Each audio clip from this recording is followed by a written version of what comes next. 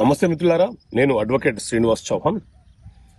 మిత్రులారా, ఒక కేసులోని విషయం ఏంటి అంటే భార్య భర్తలు ఇద్దరు కూడా అన్యోన్యంగా జీవిస్తున్నారు. భర్త ఒక ప్రైవేట్ సంస్థలో ఉద్యోగం చేస్తున్నాడు. వారికి ఇద్దరు పిల్లలు.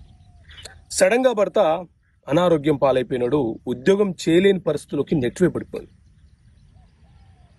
భర్త ఉద్యోగం చేయట్లేదు, ఇన్కమ్ సోర్స్ లేదు అని చెప్పి భార్య గ్రాడ్యుయేషన్ చేసింది కాబట్టి కొంత కష్టపడి ఉద్యోగాన్ని సాధించింది.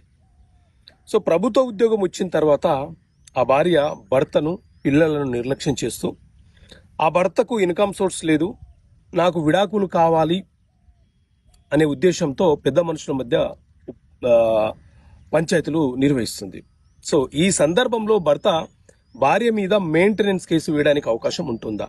సో మిత్రులారా, మన దేశంలో హిందూ మ్యారేజ్ యాక్ట్ అనే చట్టం ఉంది. ఇందులోని సెక్షన్ 24 ప్రకారంగా